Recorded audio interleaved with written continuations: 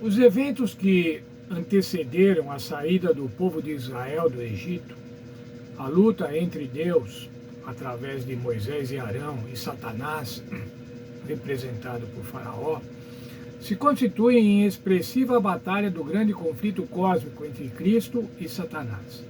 É uma batalha espiritual entre as forças do bem e do mal, entre a luz e a escuridão, entre o Deus vivo, o Criador dos céus e da terra, e os ídolos de feitura humana. Nessa semana nós vamos estudar esta batalha espiritual. Eu quero já de pronto falar para os irmãos que nós vamos ter textos longos e eu aconselharia que estudassem com cuidado, lessem completamente os textos. Nós não vamos poder no vídeo, ainda que alguns longos, não vamos poder ler todos os textos, mas façam isso.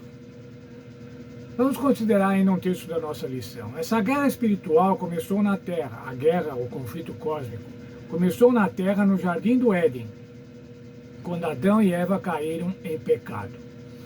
Deus prometeu vitória para essa guerra, para que não fôssemos para sempre presas do maligno. Lá encontramos isso em Gênesis 3:15.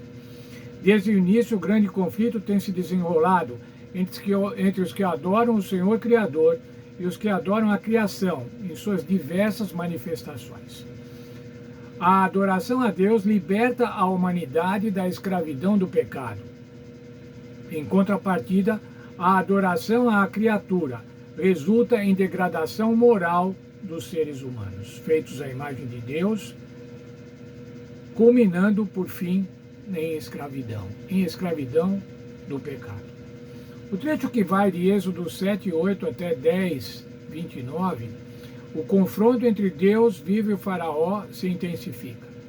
O monarca queria demonstrar que ele, de fato, era um Deus, como os egípcios acreditavam. Assim, Faraó se esforçou para desempenhar o papel de um rei soberano, que estava no controle e decidia o que era certo e o que era errado.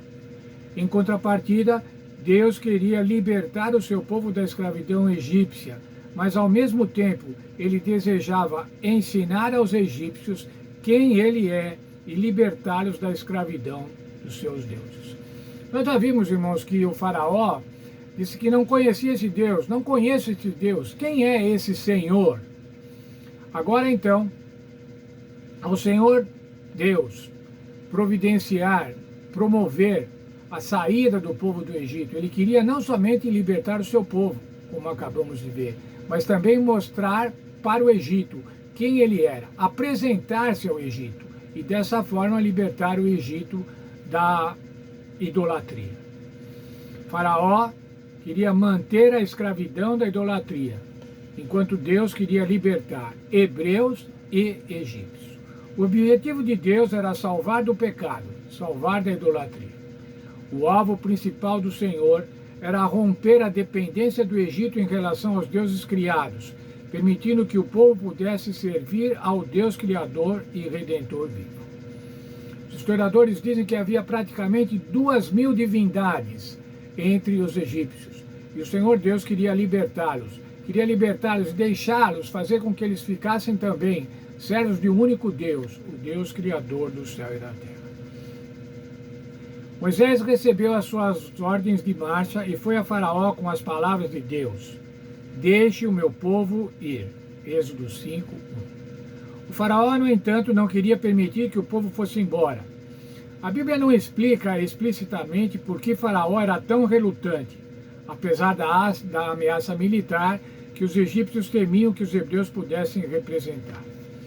Muito provavelmente, como em todas as escravituras, era uma questão econômica. Os israelitas eram uma fonte de mão de obra barata. O faraó não queria perder as vantagens econômicas que esses escravos lhe proporcionavam. Assim, ele precisava de algo mais convincente, não apenas para chamar sua atenção, mas também para mudar seus pensamentos. Para Faraó libertar os hebreus escravos não era uma questão preferencialmente teológica, porém econômica.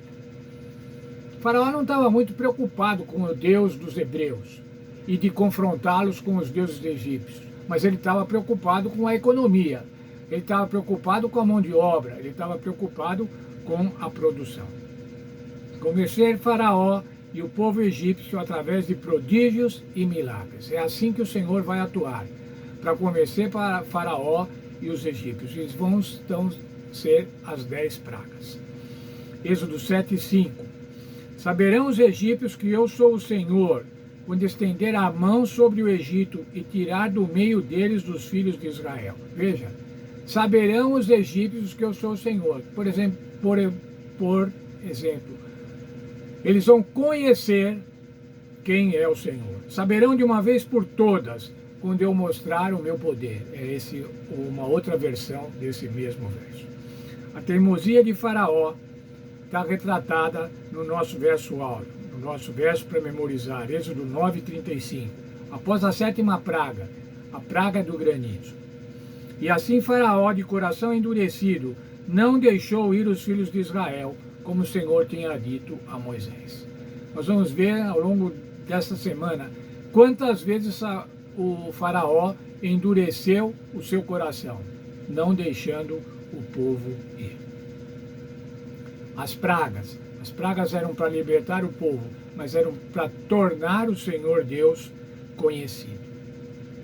Nós vamos estudar nessa semana 9 pragas, da primeira até a 9ª praga. Alguns dias nós vamos estudar 3 pragas, portanto um texto longo. Mas eu quero reforçar, estudem com cuidado, estudem com afinco, com carinho, para que a gente possa aprender as lições que o Senhor quer nos ensinar nesta semana, através dos milagres e de prodígios efetuados no Egito para libertar o povo da idolatria. O Senhor também faz às vezes milagres e prodígios para nos libertar do pecado. E vamos então entender dessa maneira. O Senhor quer ser conhecido. O Senhor quer ser conhecido por todos. O Senhor quer nos libertar do pecado. Vamos orar. Senhor nosso Pai, muito obrigado por mais esse estudo que vamos ter do livro de Êxodo. Quando vamos estudar sobre as pragas que o Senhor deflagrou contra o Egito, para libertar o seu povo e para fazer com que o Egito fosse conhecido, com que no Egito o Senhor fosse conhecido. Nos abençoa, portanto, no estudo dessa semana, nos dá persistência, nos dá atenção, para que a gente possa estudar de acordo com a Tua vontade. É o que eu te peço em nome do Senhor Jesus. Amém. Muito bem, quero desejar um bom estudo para todos. Vamos estudar essas pragas e vamos ver qual era o objetivo de Deus. Vamos ver como é que o Faraó se comportou, como Deus se comportou diante da obstinação de Faraó. Deus esteja com todos, tenham todos uma feliz semana.